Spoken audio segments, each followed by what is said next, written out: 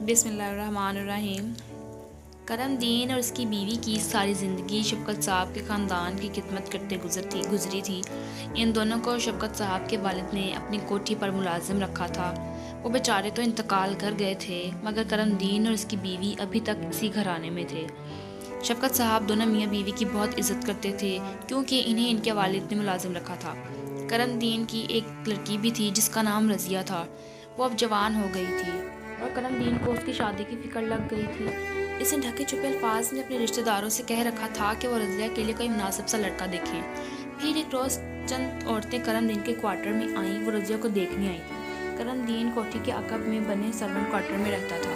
یہ کوارٹر 2 کمروں پر مشتمل تھا۔ ان عورتوں نے رضیہ کو دیکھا۔ رضیہ انہیں اتنی پسند آئی کہ اسی وقت ان عورتوں نے اسے اپنے بھائی کے لیے مانگ لیا۔ ان کے بھائی کا نام شریف تھا اور شکل سے بھی وہ بہت شریف نظر آتا تھا۔ کرم دین اور اس کی بیوی نے 1 ہفتے بعد لڑکے کا فوٹو دیکھ کر یہ رشتہ منظور کر دیا۔ رضیہ کی شادی کی خبر کوٹھی تک بھی پہنچ گئی تھی۔ بیگم شفقت نے کرم دین کی بیوی کو مبارکباد دی اور کہا کہ وہ جہیز وغیرہ کی طرف سے فکر مند نہ ہو، وہ اس کی ہر ممکن امداد کریں گے۔ رضیہ کو اپنی بیٹی کی طرح چاہتی تھی۔ شام کو شفقت صاحب گھر آئے تو یہ خبر انہیں بھی سنائی گئی۔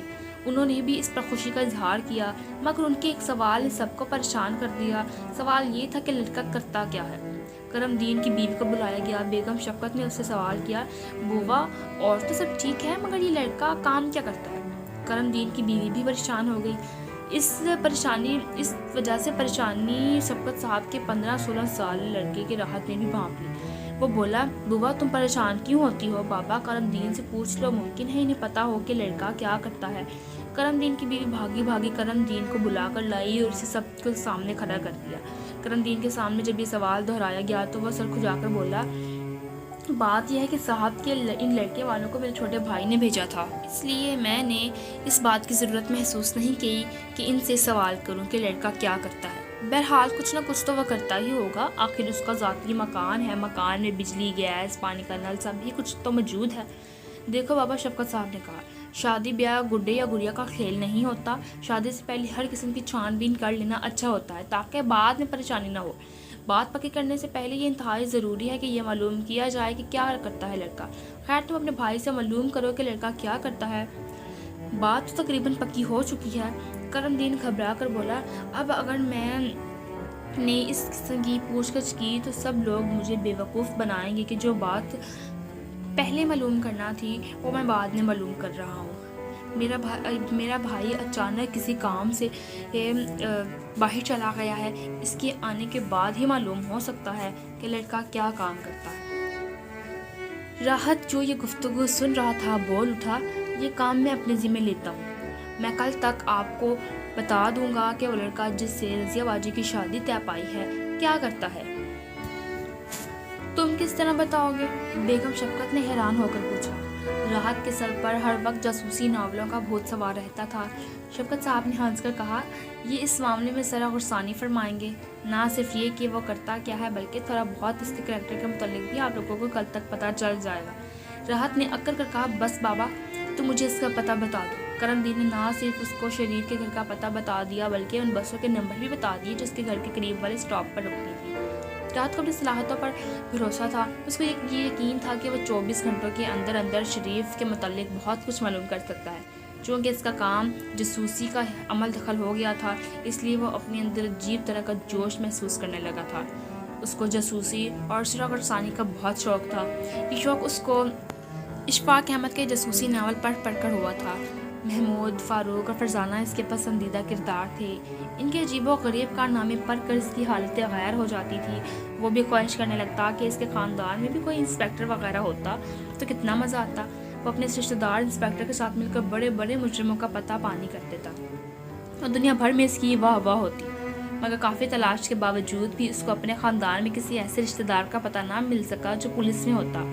اب وہ اپنے اس شوق کی تسکین یوں کیا کرتا تھا کہ بستر پر آرام سے لیٹ کر اپنے ذہن سے بڑے بڑے مجرم تخلیق کرتا اور پھر ان کی نگرانی کر کے ان کے جرائم کا پتہ لگا کر لاتوں، گھونسوں اور ڈنڈوں سے اس قدر پٹائی کرتا کہ مارتے مارتے وہ خود بے سدھ ہو جاتا اور نیند اس کو آ لیتی۔ ہر رات اس کا یہ مشغلہ 9-10 بجے شروع ہوتا اور 12-1 بجے تک تمام مجرم اس کی گرفت میں آ جایا کرتے تھے۔ اب قسمت نے ایک نہایت اہم معاملہ جس میں صرف گرسانی کوٹ کوٹ کر بھری ہوئی تھی اس کے سپرد کیا تھا۔ اس کے پاس صرف 24 گھنٹے تھے۔ وہ اپنے آپ کو کافی چاقو چوبند محسوس کر رہا تھا۔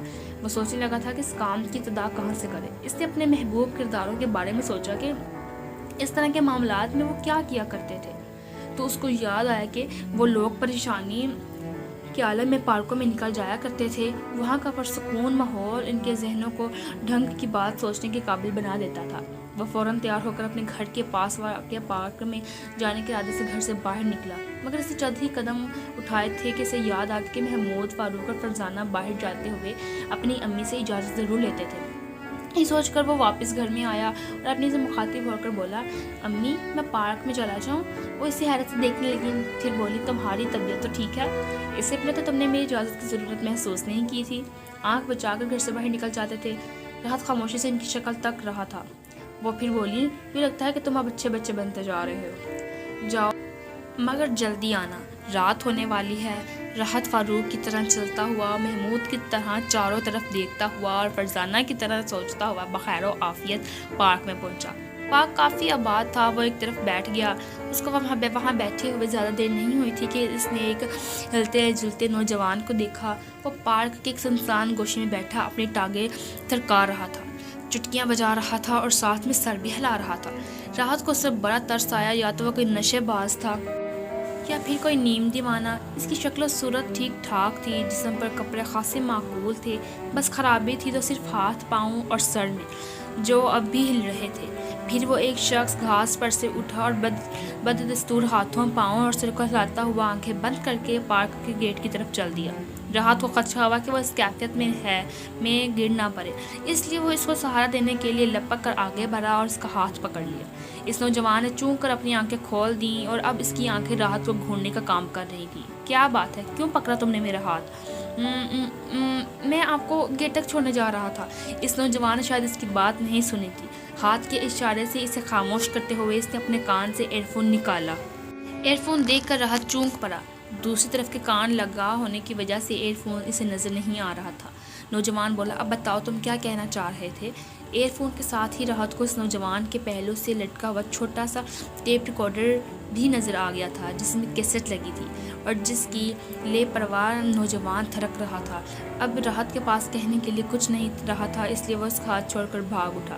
لیکن اس پارک میں آنا بے سود نہیں رہا تھا۔ اس کے دماغ میں یہ خیال آ گیا تھا کہ جب وہ شریف کے بارے میں معلومات اکٹھی کرنے نکلے تو اپنی جیب میں ٹیپ ریکارڈر بھی ساتھ لے جائے گا، اور یہ خیال اس کو پارک میں اس نوجوان کا ٹیپ ریکارڈر دیکھ کر ہی نظر آیا تھا۔ وہ اب اچھی طرح سمجھ گیا تھا کہ محمود وغیرہ پارکوں میں کیوں آیا کرتے تھے۔ اس نے یہ فیصلہ بھی کر لیا تھا کہ وہ آئندہ بھی جب کبھی کوئی مسئلہ درپیش ہوگا پارک ہی میں آیا کرے گا۔ گھر سے اس نے اپنا جیبی ٹیپ ریکارڈر لیا اور پھر ایک بس پکڑ کر اس علاقے کی طرف چل دیا جہاں شریف کا گھر تھا۔ شریف کا گھر ڈھونڈنے میں اسے کوئی دشواری نہ ہوئی۔ اس کا ارادہ تھا کہ وہ پاس پڑوس کے لوگوں سے شریف کے بارے میں معلومات حاصل کرے گا، مگر رات ہو چکی تھی اور یہ وقت تھائیوے کے ایک مقبول ڈرامے کا، اس لیے اس محلے کے گھر کے سوا تمام گھروں کے دروازے بند تھے، کیونکہ اندر گھروں میں ٹی وی کھلے ہوئے تھے۔ اس نے اس دروازے سے اندر جھانکا تو پورے گھر میں تاریکی نظر آئی، سوائے ایک کمرے کے جو لان کی دوسری طرف تھا۔ اس میں راحت کو ایک شخص کی شکل نظر آئی۔ اس شخص کے چہرے پر گھنی مونچھیں تھیں۔ وہ کسی بات پر ہنس رہا تھا، جس کی وجہ سے راحت نیند دوڑ رہی سے اس کے سفید دانتوں کی ایک جھلک دیکھ لی تھی۔ وہ کانپ اٹھا۔ دل تو اس کا یہ چاہا کہ وہاں سے بھاگ لے، مگر اس کا جذبہ تجسس بیدار ہو گیا۔ دو باتوں نے اس کو پریشان کر دیا تھا۔ پہلی تو یہ تھی کہ وہ شخص اتنے خوفناک انداز میں ہنسا کیوں؟ دوسری یہ کہ اس قدر خوفناک شخص کو شریف کے گھر آنے کی کیا ضرورت تھی؟ ہمت کر کے وہ اندر داخل ہوا۔ تاریکی کا فائدہ اٹھاتے ہوئے وہ لان سے گزر کر اس کمرے کی دیوار تک پہنچ گیا۔ تھوڑی سی گردن نکال کر اسے اندر جھانکا تو اسے شریف بھی نظر آ گیا۔ وہ بستر پر کمبل اوڑھے لیٹا تھا۔ راحت کو اچانک ٹیپ ریکارڈر کا خیال آ گیا۔ اس نے اس کو جیب سے نکال کر ریکارڈنگ اور پلے کا بٹن دبا دیا اور دم ساتھ کر بیٹھ گیا۔ تھوڑی دیر بعد کمرے میں کسی کے کھانسنے کی آواز آئی۔ راحت نے جھانک کر دیکھا تو وہ شریف تھا۔ اچھی طرح کھانسنے کے بعد اس نے دوسرے شخص سے کہا، اکیلے شخص کے ساتھ یہ بھی مصیبت ہوتی ہے کہ بیمار پڑ جائے تو کوئی دیکھ بھال کرنے والا بھی نہیں ہوتا۔ تم اپنے کسی رشتہ دار کو کیوں نہیں بلا لیتی؟ دوسرے شخص نے کہا، سب لوگ اپنے اپنے دھندوں میں لگے ہوئے ہیں، بہن تھی وہ بیماری میں خدمت کر دیا کرتی تھی، اب ان کی بھی شادی ہو گئی ہے، خیر اب یوں سمجھو کہ تمہاری مصیبت کے دن ختم ہو، تمہاری شادی ہونے والی ہے، اب تو تمہاری گھر والی خود ہی تمہاری خدمت کیا کرے گی۔ دوسرے شخص نے کہا، پھر وہ اٹھتے ہوئے بولا، اچھا میں چلتا ہوں، اگر صبح تک تمہاری طبیعت سمجھ آئے تو پریس ضرور پہنچ جانا، کل 100 روپے کی سیر پر چھپنا ہے۔ صاحب تمہارے کام سے بہت خوش ہیں، بڑے نوٹ چھاپتے ہوئے ان کی خواہش ہوتی ہے کہ تم موجود رہو۔ راحت کے رونگٹے کھڑے ہو گئے، اس شخص کی آخری بات ہی اس قدر سنسنی خیز تھی، وہ لرز کر رہ گیا۔ تو یہ شریف صاحب نوٹ چھاپنے والے گروہ کے ایک رکن میں ہیں۔ اس نے سوچا، اچانک اس کے کانوں میں شریف کی آواز آئی، بڑے نوٹ چھاپتے ہوئے کافی احتیاط کی ضرورت ہوتی ہے، میں وہاں پہنچنے کی پوری کوشش کروں گا، اگر نہ پہنچ سکا تو تم دین محمد سے کہہ کے 10 روپے والے نوٹوں کی کم سے کم 2 لاکھ روپے کی گڈیاں بنوا لینا۔ ٹھیک ہے، دوسرے شخص نے کہا۔ وہ رخصتی مصافحہ کرنے لگے تو راحت لرزتا کانپتا میلے کپڑوں کے ڈھیر میں دبکنے کی کوشش کرنے لگا جو ایک طرف پڑے تھے۔ شریف اپنے ساتھی کو دروازے تک چھوڑنے آیا اور پھر دروازہ بند کر کے واپس اپنے کمرے میں آ گیا۔ موقع غنیمت دیکھ کر راحت نے دروازے کی طرف دوڑ لگا دی۔ دروازے میں 2 کنڈیاں لگی تھی، ایک اوپر لگی تھی، دوسری دروازے کے نیچ میں۔ راحت نے پہلی کنڈی کھولی تھی، دوسری کھولنے والا تھا کہ ایک عقب میں اس کے قدموں کی چاپ سنائی دی۔ خوف و دہشت کی ایک لہر اس کے جسم میں دوڑ رہی تھی۔ اس نے گھوم کر دیکھا تو وہ شریف تھا۔ راحت نے پھرتی سے دوسری کنڈی بھی کھولی، دروازہ کھول کر باہر چھلانگ لگا دی۔ شریف ارے ارے کہتا ہوا اس کے پیچھے بھاگا، مگر راحت تو جیسے اڑتا جا رہا تھا۔ وہ مختلف گلیوں سے ہوتا ہوا سڑک پر آیا۔ خوش قسمتی سے اس کو ایک بس مل گئی، وہ لپک کر اس میں بیٹھ گیا۔ اس سمیت بیٹھ کر اس نے گھوم کر دیکھا، شریف دور کھڑا حیرت اور پریشانی سے اس کی طرف دیکھ رہا تھا۔ راحت گھر پہنچا تو سارے نو ہو رہے تھے، اس کی گمشدگی نے سب کا پریشان کر دیا تھا، ابھی تک کسی نے کھانا بھی نہیں کھایا تھا۔ اس کو دیکھ کر سب کے چہرے کھل اٹھے۔ ارے بھائی تم تو پارک کا کہہ کر گئے تھے، شفقت صاحب نے کہا۔ وہاں سے کہاں چلے گئے تھے؟ میں معلوم کرنے گیا تھا کہ وہ شریف صاحب کرتے کیا ہیں، راحت نے شان بے نیازی سے کہا۔ تو معلوم کر لیا؟ بیگم شفقت نے جلدی سے پہنچا۔ جی ہاں، راحت نے آنکھیں مچمچا کر سب کو دیکھا۔ وہ نوٹ چھاپتے ہیں، 100 کے بھی اور 10 کے بھی۔ اس انکشاف نے سب کو جیسے پتھر کا بنا دیا۔ کرم دین اور اس کی بیوی بھی وہیں کھڑے تھے، ان کے چہرے بھی فک ہو گئے۔ شفقت صاحب نے کہا، یہ کیا سنا دیا تم نے؟ شریف نوٹ چھاپتا ہے، بس اس کو اتفاق ہی کہہ لیں کہ میں عین اس وقت اس کے گھر پہنچ گیا جب وہ ایک اپنے دوست سے باتیں کر رہا تھا۔ ان کی باتیں میں ٹیپ میں بھی کر لایا ہوں۔ یہ کہہ کر راحت نے جیب سے ٹیپ ریکارڈ نکالا اور اس کو میز پر رکھتے ہوئے اس کا پلے بٹن دبا دیا۔ سب لوگ حیرت سے آنکھیں پھاڑے ٹیپ کی طرف متوجہ ہو گئے۔ مگر یہ کیا؟ اس میں سے بجائے شریف اور اس کے دوست کی گفتگو کے ایک گانے کی آواز نکلی۔ یہ کیا بےہودگی ہے؟ شفقت صاحب کا سسپینس گانے کی وجہ سے مجروح ہو گیا۔ وہ منہ بنانے لگے۔ ایک لمحے کو تو راحت پریشان ہو گیا، مگر پھر مسکرا کر بولا، میں اس کو ریورس کرنا بھول گیا تھا۔ کیسٹ کو ریورس کر کے اسے دوبارہ چلا دیا۔ ٹیپ سے کھانسنے کی آواز آنے لگی۔ یہ شریف کھانس رہا ہے، راحت نے چمکتی ہوئی آنکھوں سے بتایا۔ شفقت صاحب نے اسے خاموش رہنے کا اشارہ کیا اور غور سے سننے لگے۔ کیسٹ پر ٹیپ کی ہوئی شریف اور اس کے دوست کی گفتگو ختم ہوئی تو وہاں پر موجود تمام لوگ پریشان نظر آنے لگے۔ شفقت صاحب خود سوچ رہے تھے کہ تھوڑی دیر بعد انہوں نے کہا، تم نے تو بڑا کمال کر دکھایا راحت، ہم تو سمجھ رہے کہ تم جاسوسی ناولیں تمہیں بگاڑ رہی ہیں، مگر تم تو نہایت سمجھدار ہوتے جا رہے ہو۔ نہ صرف تم نے بابا کرم دین کی تباہی سے بچا لیا، بلکہ ایک ایسے گروہ کا بھی پتہ چلا لیا جو نوٹس چھاپتا ہے۔ میں ابھی پولیس کو اطلاع دیتا ہوں۔ راحت کا سر فخر سے بلند ہو گیا۔ اس کی امی نے محبت سے اسے لپٹا لیا اور ادھر کرم دین اور اس کی بیوی ابھی تک ہکا بکا تھے۔ انہیں اللہ میاں نے بال بچایا تھا، یہ وہ کیسے برداشت کرتے کہ ان کی بیٹی ایک جرائم پیشہ کی بیوی بنے۔ شفقت صاحب پولیس کو فون کرنے کے لیے اٹھنے ہی والے تھے کہ ان کے ڈرائیور نے آ کر اطلاع دی کہ کرم دین سے اس کا چھوٹا بھائی سردار ملنے آیا ہے۔ یہی ساری مصیبت کی جڑ ہے، کرم دین نے تلملا کر کہا۔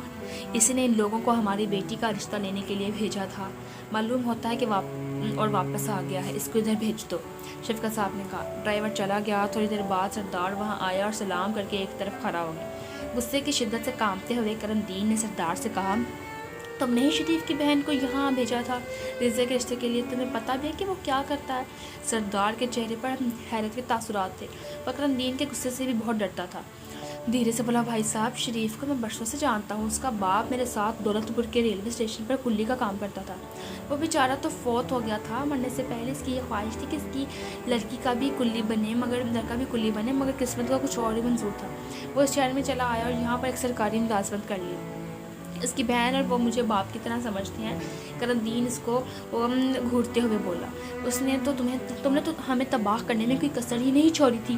وہ سرکاری ملازمت نہیں کرتا ہے سردار، وہ نوٹ چھاپتا ہے، نوٹ۔ تو اس میں پریشانی کی کیا بات ہے بھائی صاحب؟ سردار نے الجھ کر پوچھا۔ کیا تم لوگوں کو اس کی بہن نے بتایا نہیں کہ وہ سیکیورٹی پرنٹنگ پریس میں ملازم ہے، وہاں نوٹ ہی چھاپے جاتے ہیں؟ سردار کے بعد سب سے پہلے شفقت صاحب کی سمجھ میں آئی، وہ بڑی زور سے کہا مار کر ہنسنے لگے۔ سردار حیرت سے ان کی شکلیں دیکھ رہا شرمندہ ہو کر سر کھجانے لگا۔ دوستوں، میں امید کرتی ہوں آپ کو اسٹوری پسند آئی ہوگی، کمنٹ کر کے لازمی بتائیں اور میرے چینل کو سبسکرائب کر دیں تاکہ آپ کو ایسی ہی اسٹوریز کا نوٹیفیکیشن ملتا رہے۔